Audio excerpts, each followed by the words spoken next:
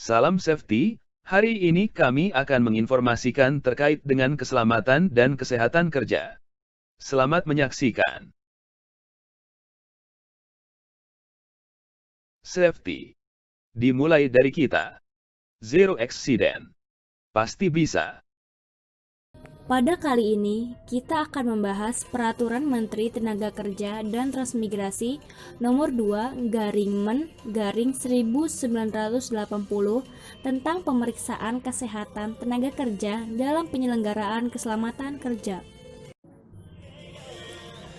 Baik, pada kali ini kita akan membahas tentang pemeriksaan kesehatan sebelum kerja, pemeriksaan kesehatan berkala, dan pemeriksaan kesehatan khusus. Nah, baik, kita akan bahas satu persatu, mulai dari pemeriksaan kesehatan sebelum kerja, yaitu pemeriksaan kesehatan yang dilakukan oleh dokter sebelum seorang tenaga kerja diterima untuk melakukan pekerjaan. Lalu, pemeriksaan kesehatan berkala adalah pemeriksaan kesehatan pada waktu-waktu tertentu terhadap tenaga kerja yang dilakukan oleh dokter. Dan yang terakhir, pemeriksaan kesehatan khusus adalah pemeriksaan kesehatan yang dilakukan oleh dokter secara khusus terhadap tenaga kerja tertentu.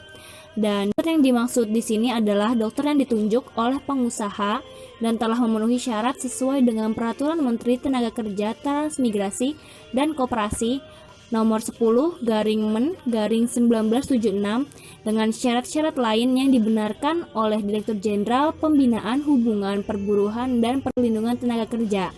Di sini juga dipaparkan bahwa direktur adalah pejabat sebagaimana dimaksud dalam Keputusan Menteri Tenaga Kerja, Transmigrasi, dan Koperasi Nomor Keputusan 79/Menteri/19. Nah, baik, kali ini kita akan bahas secara lebih detail. Yang pertama itu pemeriksaan kesehatan sebelum kerja. Ditujukan agar tenaga kerja yang diterima berada dalam kondisi sehat yang setinggi-tingginya dan tidak mempunyai penyakit menular yang akan mengenai tenaga kerja lainnya dan cocok untuk pekerjaan yang akan dilakukan, sehingga keselamatan dan kesehatan tenaga kerja yang bersangkutan dan tenaga kerja yang lain dapat dijamin. Nah, pemeriksaan kesehatan sebelum kerja ini meliputi pemeriksaan fisik lengkap, kesegaran jasmani, ronsen paru, atau kalau mungkin gitu ya, laboratorium rutin, serta pemeriksaan lain yang dianggap perlu. Dan untuk pekerjaan-pekerjaan tertentu, perlu dilakukan pemeriksaan yang sesuai dengan kebutuhan guna mencegah bahaya yang timbul. Oke, baik, selanjutnya. Di sini, pengusaha atau pengurus dan dokter wajib menyusun pedoman pemeriksaan kesehatan sebelum kerja dan menjamin penempatan tenaga kerja sesuai dengan kesehatan dan pekerja yang akan dilakukannya. Pedoman tersebut harus mendapatkan persetujuan terlebih dahulu oleh direktur. Pedoman pemeriksaan kesehatan sebelum kerja akan dibina dan dikembangkan mengikuti kemampuan perusahaan dan kemajuan kedokteran dalam keselamatan kerja. Dan jika 3 bulan sebelumnya telah dilakukan pemeriksaan kesehatan oleh dokter dan tidak ada keraguan-raguan, maka tidak perlu dilakukan pemeriksaan kesehatan sebelum kerja.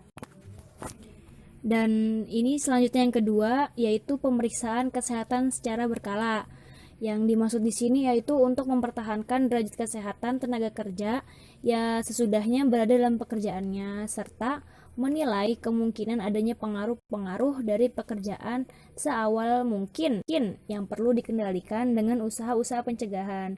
Pemeriksaan kesehatan berkala ini meliputi pemeriksaan fisik lengkap, kesegaran jasmani, ronsen paru, dan laboratorium rutin, serta pemeriksaan yang lain dianggap perlu.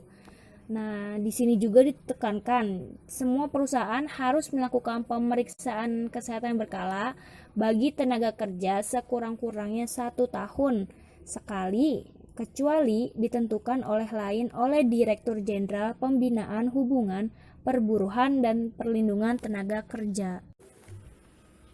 Nah, selanjutnya yang ketiga, pemeriksaan kesehatan khusus. Nah, di sini dimaksudkan untuk menilai adanya pengaruh-pengaruh dari pekerjaan tertentu terhadap tenaga kerja atau golongan-golongan tenaga kerja tertentu. Dan pemeriksaan kesehatan khusus ini dilakukan pula terhadap 3 tenaga kerja dalam kategori ini. Yang pertama, tenaga kerja yang telah mengalami kecelakaan atau penyakit yang memerlukan perawatan yang lebih dari 2 minggu. Yang kedua, tenaga kerja yang berusia di atas 40 tahun dan tenaga kerja wanita dan tenaga kerja yang cacat, serta tenaga kerja muda yang melakukan pekerjaan tertentu. Yang ketiga itu, tenaga kerja yang terdapat dugaan-dugaan tertentu mengenai gangguan kesehatannya yang perlulah dilakukan pemeriksaan khusus, sesuai dengan kebutuhan.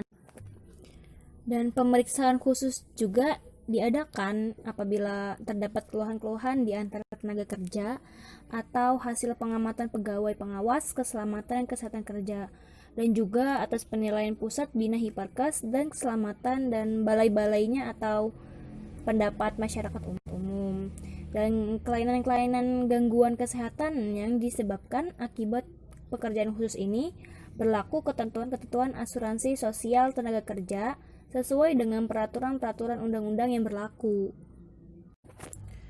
Perusahaan-perusahaan yang diwajibkan untuk melakukan pemeriksaan kesehatan wajib dan membuat rencana pemeriksaan kesehatan sebelum kerja berkala dan pemeriksaan kesehatan khusus, dan pengurus wajib membuat laporan dan menyampaikan selambat-lambatnya 2 bulan sesudah pemeriksaan kesehatan, dan dilakukan kepada Direktur Jenderal Bina Lindung Tenaga Kerja melalui kantornya, yaitu kantor wilayah Ditjen Bina Lindung Tenaga Kerja setempat.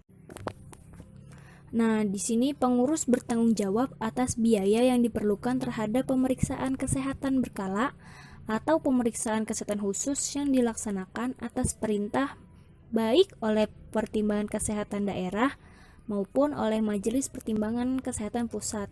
Dan di sini ditekankan pengurus yang tidak menaati ketentuan-ketentuan dalam peraturan ini diancam dengan hukuman sesuai dengan pasal 15 ayat 2 dan 3 Undang-Undang Nomor 1 Tahun 1970 tentang Kementerian Ketenagakerjaan mengembangkan program Gerakan Pekerja Sehat. Gerakan ini bertujuan meningkatkan derajat kesehatan pekerja, lingkungan kerja yang aman dan sehat, produktivitas kerja optimal, dan pembiayaan kesehatan yang lebih efisien, terlebih di tengah pandemi COVID-19 seperti saat ini. Fokus dari Gerakan Pekerja Sehat di tempat kerja diantaranya adalah mengajak pekerja menerapkan perilaku hidup bersih dan sehat, mengkonsumsi gizi yang seimbang, melakukan aktivitas fisik atau olahraga, deteksi dini penyakit, menjaga udara tetap bersih, bebas asap rokok, mendukung kebutuhan ibu hamil dan menyusui, mendapatkan pertolongan yang cepat saat terjadi keadaan darurat, serta penggunaan APD agar terhindar dari kecelakaan dan penyakit akibat kerja. Melalui Gerakan Pekerja Sehat, wujudkan budaya hidup sehat, tempat kerja yang aman, produktif, dan beradaptasi dengan kebiasaan baru. Adaptasi kebiasaan baru, produktivitas baru.